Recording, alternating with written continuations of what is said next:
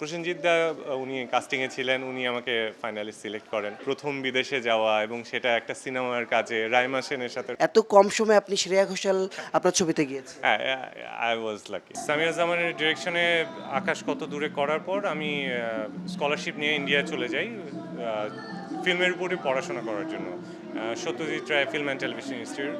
তো ওখানে আমি ফিল্ম এডিটিংয়ে মেজরে পোস্ট গ্র্যাজুয়েশন ডিপ্লোমা করে এসে আসলে ক্যামেরার পিছনে কাজ করা শুরু করি। তারপরেও ভালো কোনো ক্যারেক্টার, ওরকম প্রমিজিং ক্যারেক্টার পাচ্ছিলাম না। অনেক দিন পর লাবু ভাইয়ের সাথে একটা ক্যারেক্টার নিয়ে কথা হয়। এখন দেখে মনে হলো যে হ্যাঁ, এই ক্যারেক্টারটা একটা প্রমিজিং ক্যারেক্টার কাম ব্যাক করার জন্য। তো সেই জন্য এই ক্যারেক্টারটা চুজ করা এবং এই আতর বিবি লেনের সাথে পথ চলা। আতর বিবি লেন চুজ করার পেছনে আপনার সবচেয়ে বড় কারণ কি ছিল? লাবু ভাই একজন অভিজ্ঞ ডিরেক্টর, উনি এত সুন্দর করে গল্পটা বললেন। তার মধ্যে এই চরিত্রটা আমি আসলে গল্পের যাতে কোনো কিছু প্রকাশ না পেয়ে যায় এই জন্য আমি অত ডিটেলে বলতে পারছি না, বাট ক্যারেক্টারটার মধ্যে দিয়ে দর্শক আসলে আতর বিবিকে অন্য রূপে প্রকাশ করে, অনুধাবন করে, আবিষ্কার করে এক ধরনের ভেতরের মনস্তাত্ত্বিক অবস্থাটা ফুটে ওঠে এই চরিত্রের মধ্য দিয়ে। তো আশা করি প্রমিজিং একটা ক্যারেক্টার দর্শকের ভালো লাগবে। আমরা সাধারণত দেখি যে যারা হিরো তারা নারী প্রধান গল্পে কাজ করতে একটু ইতস্তত করে যে আমার চরিত্রটা ঢাকা পড়ে যায় কিনা, নায়িকা বেশি ফ্লারিশ করে কিনা। এখানে যেহেতু ছবিটা আতর বিবি লেন এবং আতর বিবির উপরেই, সেখানে আপনার এই চিন্তাগুলো মাথায় এসেছিল কিনা?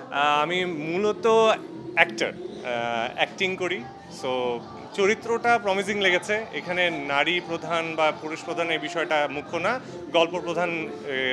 আমার কাছে সব কিছু ইম্পর্টেন্ট হচ্ছে গল্পটা ভালো, আমি কাজ করব। আপনার সহকর্মী যিনি, উনি দ্বিতীয় ছবি করছেন, মানে ওনাকে কেমন লেগেছে এবং উনি কতটা ভালো করেছেন বলে আপনি মনে করেন? অনেক অনেক প্রমিজিং, অনেক পরিশ্রমী একজন মানুষ। ও সৎ থেকেছে, ওর 100% দেওয়ার চেষ্টা করেছে। দর্শক সেটা স্ক্রিনে দেখতে পাবে। ও যতটুকু পরিশ্রম করেছে, সত্যি কথা, আমি খুব কম মানুষকেই দেখেছি এতটুকু খাটতে। আর টেকনিক্যাল দিক থেকে বলতে গেলে আমি বলবো যে পুরো ফিল্মের আমরা শুটিং টাইমের কথা বলছি, সম্পূর্ণটা সময় অ্যাজ এ কোয়ার্টিস্ট ওর কাছ থেকে আমরা ফুল সাপোর্টটা পেয়েছি। সব সময় আমরা মানে একটা সুন্দর পরিস্থিতি ছিল ওখানে। I will miss that time. উনি প্রধান চরিত্র এবং একই সঙ্গে প্রডিউসার, তো মানে গল্পে ওনার কর্তৃত্ব কতটা ছিল, বা নাকি একেবারেই মিলেমিশে উনি কাজ করেছেন? আচ্ছা, এইটা আমি বলবো যে না, সে যে চরিত্রে যখন ছিল, মানে যদি অ্যাক্টিং করার সময় সে অ্যাক্ট্রেস, হ্যাঁ অ্যাক্ট্রেসের ভূমিকা, এবং যদি প্রডিউসিং টাইপের কোনো ডিসিশন নিতে হয় সেটা সম্পূর্ণ আলাদা একটা সেক্টরে সে তখন সেই ক্যারেক্টারটা প্লে করতো। তো দুটার ওভারল্যাপ আমি খুব কমই দেখেছি। খুব সুন্দর একটা পরিস্থিতি বজায় ছিল। 1 তারিখে মুক্তি পাচ্ছে 1 মে।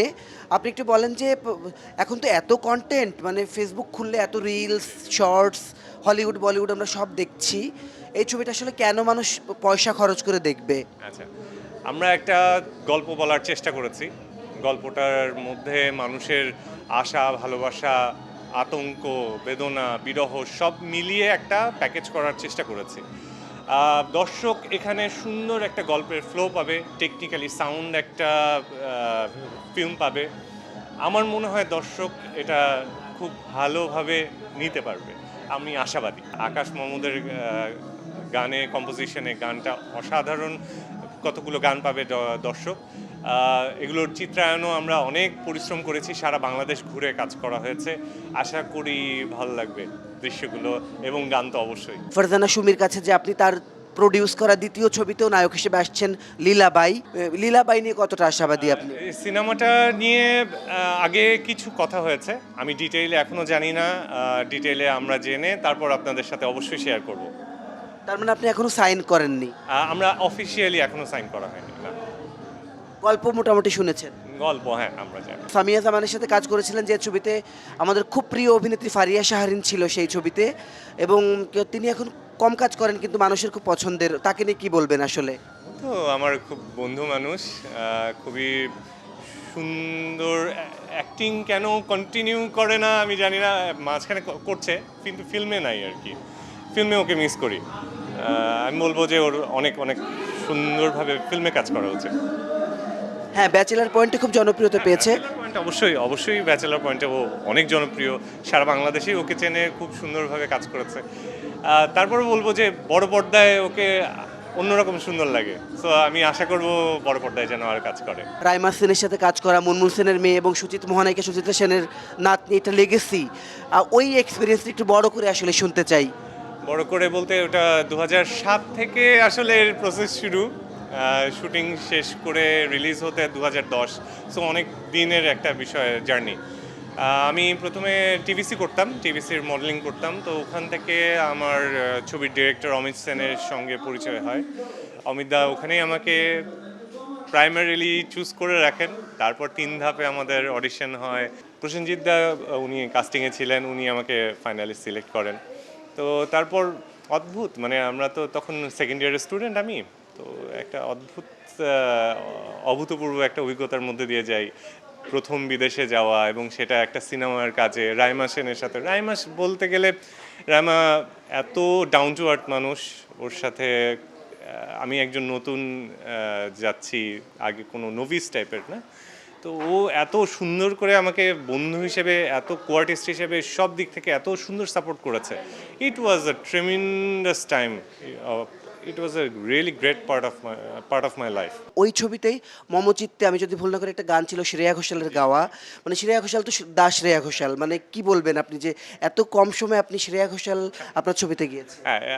আই ওয়াজ লাকি প্রথম ছবিতে শ্রেয়া ঘোষালের গানে, অমিতদার ডিরেকশনে, রাইমা সেনের বিপরীতে, এবং শুধু রাইমা সেন না, মানে পুরো কলকাতার ইন্ডাস্ট্রির অনেক নামি দামি তারকারা ছিলেন, খরাজদা থেকে শুরু করে চঞ্চলদা, অনেকে সবাই ছিলেন।